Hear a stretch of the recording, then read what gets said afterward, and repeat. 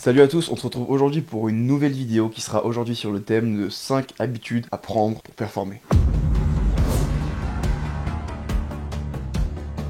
On se retrouve directement avec l'habitude numéro 1, une habitude que vous avez dû voir beaucoup de gens avoir et qui peut paraître bête quand elle est mal tournée mais qui en réalité est très importante, c'est le fait de marcher régulièrement. Alors ça peut paraître bête, si vous êtes déjà de base assez actif, que vous avez un travail où vous bougez beaucoup ou que pour x ou y raison vous marchez beaucoup, dans ce cas ce sera peut-être pas visé pour vous. Mais pour les gens qui ont tendance à avoir un travail qui sont sédentaires ou qui ne bougent pas beaucoup, qui sont beaucoup enfermés, la marche a beaucoup d'intérêt. Premièrement évidemment le fait de mobiliser son corps, de pouvoir bouger, de faire un petit peu monter le rythme cardiaque tout en restant assez bas et donc en ne demandant pas beaucoup d'efforts et donc pas une grosse capacité de récupération sera évidemment utile car ça va vous permettre tout simplement de mettre en mouvement, de bouger, mais aussi tout simplement de voir le soleil, d'aller dehors et de prendre l'air. Et ça peut paraître bête, mais si vous avez déjà eu cette sensation là quand vous restez beaucoup trop focus sur une chose en même temps, que vous bougez pas beaucoup, que vous sortez pas de chez vous, vous avez l'impression d'avoir la tête un peu lourde, vous vous sentez pas forcément bien, et souvent une petite marche dehors ça peut résoudre ce problème. Et dans la vie de tous les jours, croyez-moi, c'est très important, voilà, juste de par moment couper un petit peu tout ce que vous pouvez faire, sortir dehors, s'aérer, aller marcher pendant une demi-heure, une heure, ou mobiliser votre corps sous vos articulations, vous changez un peu les idées. C'est très important, et pour moi c'est une activité que j'ai mis en place au moins tous les jours où je ne m'entraîne pas, et parfois même les jours où je m'entraîne, donc au moins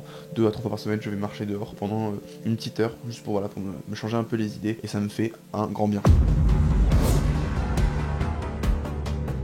Point numéro 2, et ça va être, vous avez dû me voir le faire, manger la même chose avant vos entraînements à chaque fois. J'ai toujours la même routine avant mes entraînements, je vais manger un petit sandwich, donc avec du pain, du jambon cru en général, et du fromage. C'est toujours ma routine, je mange ça avant chaque entraînement, chaque midi c'est mon repas avant mon entraînement. Pourquoi, vous allez me dire? Alors premièrement parce que c'est des choses que j'aime manger. Quand je mange des choses que sucrées avant un entraînement, et du coup en théorie avant une compétition, puisque le but c'est de répéter ce que vous faites à l'entraînement en compétition, je ne suis pas capable de manger assez. Et c'est ce problème que j'ai, je suis quand même un gros maintien calorique. En mangeant que des choses sucrées, je suis très vite dégoûté, ça ne me suffit pas pendant mon refeed pour manger assez pour me sentir bien pour ma compétition. Voilà pourquoi je mange quelque chose de salé et pourquoi est-ce que je mange du jambon cru notamment. La charcuterie est vachement salée. Dans 100 grammes de jambon, vous avez genre 5-6 grammes de sel et c'est très bien pour un refeed. Personnellement, je consomme pas mal de sel dans ma journée comme je transpire beaucoup vu que je vis dans le sud de la France où il fait assez chaud. Et donc le fait de manger quelque chose de salé avant l'entraînement, pour moi, est quelque chose de très bénéfique. Le pain, c'est tout simplement une source de glucides que je digère très bien, et le fromage, on est français donc on en mange beaucoup, je trouve ça bon. En plus en général c'est du fromage allégé, donc ça me rajoute une source de protéines en n'ayant pas trop de matière grasse, puisque j'évite autant que possible d'avoir trop de matière grasse avant mon entraînement. Mangez ce qui vous convient, ce que vous savez que vous digérez bien avant tout, car c'est évidemment très important que vous puissiez le digérer correctement, car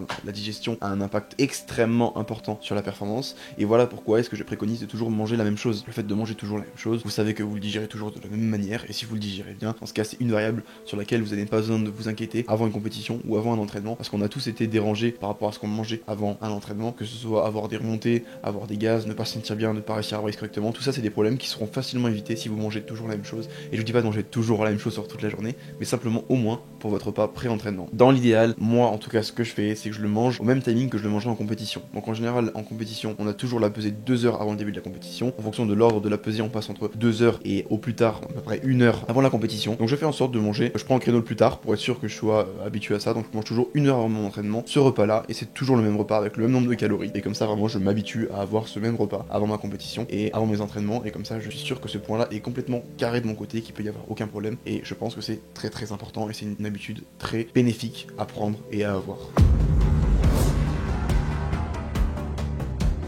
Point numéro 3, et ça va être apprendre à gérer les imprévus. Dites-vous qu'en compétition, il y aura toujours quelque chose que vous ne maîtriserez pas, que vous ne contrôlerez pas, et plus le niveau de vos compétitions va augmenter, et pire ce sera. Que ce soit le sommeil, le voyage, le matériel d'échauffement, le timing de la compétition, il y aura toujours quelque chose qui n'ira pas comme vous le voulez. Et pour moi, c'est très important d'apprendre à prendre du recul là-dessus et à laisser les choses se faire. Parfois, vous n'aurez pas de contrôle sur quelque chose, et ça sert à rien de se pourrir la vie ou de se stresser de manière trop importante pour quelque chose dont vous n'avez aucun pouvoir dessus. Et je sais que ça peut paraître un peu un conseil plus psychologique, mais croyez-moi, ça s'applique vraiment aux compétitions. En général, je sais que moi personnellement, en approche de compétition, je peux devenir assez irritable, je me focus vraiment sur ma compétition, j'ai un comportement qui est assez spécial, etc. Et le moindre petit problème a tendance à vraiment me déranger. Et du coup, le fait d'apprendre, voilà, à prendre du recul, à laisser ces choses-là se faire quand vous ne pouvez rien y faire, c'est vraiment très important, car peu importe la source de stress que vous pourrez avoir dans votre compétition, elle sera inutile. Ne stressez pas pour rien, vous amenez du stress de manière inutile. Vous amenez du stress sur une chose sur laquelle vous n'aurez aucun impact ne fera que vous désavantager pour votre compétition, et ce ne sera absolument pas utile. Je pense qu'il y a dans une certaine mesure un travail à faire sur soi-même pour réussir à gérer notre stress, et vraiment aux alentours des compétitions c'est quelque chose de très très très important. Alors certaines personnes réagissent bien au stress et notamment à la compétition, et il n'y a aucun problème avec ça, c'est un phénomène tout bête. Quand on est stressé on sécrète du cortisol. Le cortisol c'est une hormone qui nous aide à déstocker de l'énergie, donc c'est pour ça que certaines personnes se comportent et réagissent très bien au stress, et il n'y a aucun problème avec ça.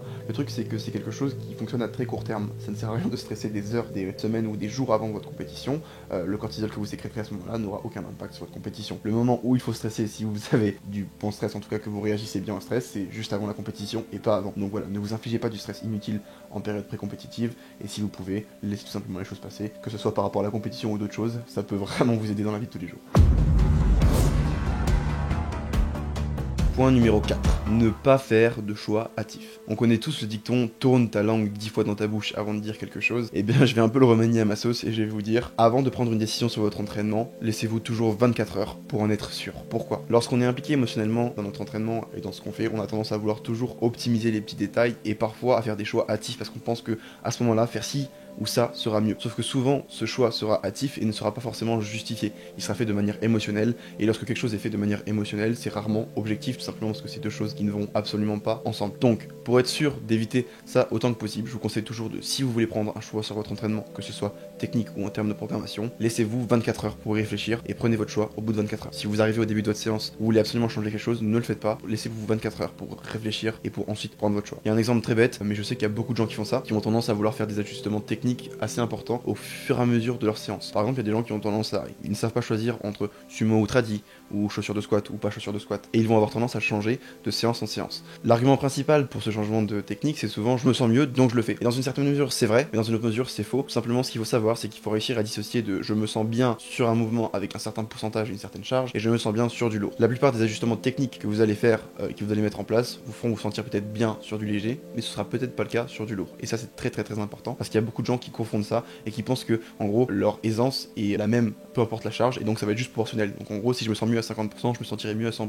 Pour la plupart des techniques c'est faux, d'autant plus qu'en powerlifting ce qu'on essaye d'optimiser c'est d'être bien sur du lourd. Et souvent il y a un petit peu cet effet inverse où quand on a une technique sur laquelle on est à l'aise sur du lourd, on se sent pas forcément mieux avec sur du léger, mais plus on va augmenter la charge et moins il y aura de variation, et donc au final on pourra se sentir mieux sur une technique sur un pourcentage très lourd, alors que de base sur un pourcentage plus léger on ne se sentait pas forcément bien avec. Ne soyez pas trop émotionnel, ne soyez pas trop impulsif sur vos choix, laissez-vous le temps, et voilà, l'habitude que je vous conseille d'avoir, c'est de prendre 24 heures avant de faire n'importe quel choix sur votre programmation ou sur tout ce qui peut toucher à votre entraînement pour être sûr que ce choix-là soit fait en âme et conscience.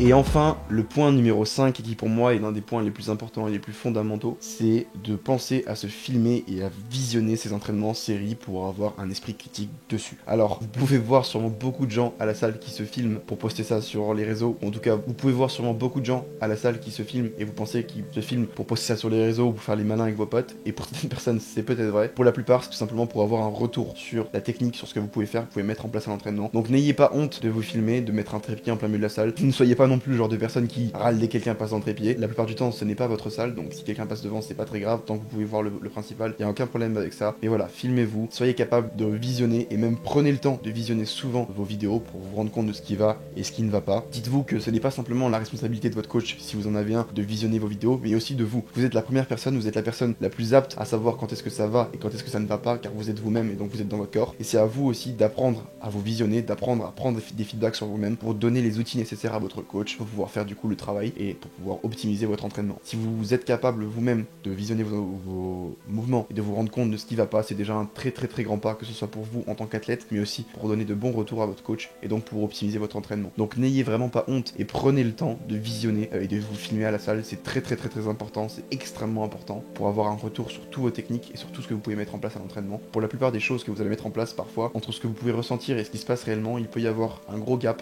et c'est pour ça que c'est très important de ne pas avoir peur de se filmer même quand vous pensez être sûr à 100% que tout va bien, car parfois vous allez vous rendre compte qu'il y a une chose qui vous a échappé, et ce sera peut-être cette chose-là qui pourra faire la différence sur vos entraînements et donc vous faire progresser. Donc voilà, nous avons fini les 5 habitudes à prendre pour performer. Comme d'habitude, le lien Silent Worker dans ma bio, le lien MyProtein aussi dans la bio avec le code SPDForever. Vous pouvez faire des commandes. En ce moment, il y a 36% de réduction sur le site avec mon code, donc n'hésitez pas à l'utiliser. Comme d'habitude, ça me fait grand plaisir tous les gens qui prennent le temps de commenter chaque semaine, de me dire ce que vous en pensez de la chaîne, de mettre la petite cloche et de vous abonner, c'est extrêmement important. J'essaie vraiment de dynamiser cette chaîne, de faire des choses de plus en plus originales, d'essayer de trouver des concepts, et ça me fait plaisir de voir que vous êtes réactifs et que ça vous plaît. Je vais, comme je l'ai promis il y a quelques semaines, essayer d'augmenter la fréquence des vidéos et sortir 2 vidéos par semaine ou une vidéo toutes les 5 jours. Donc voilà, soyez prêts pour ça. J'espère que ça vous plaît, j'espère que le fait que la fréquence augmente, j'espère que ça vous fait plaisir de savoir que du coup la fréquence des vidéos augmente, et on se retrouve du coup pour la prochaine vidéo.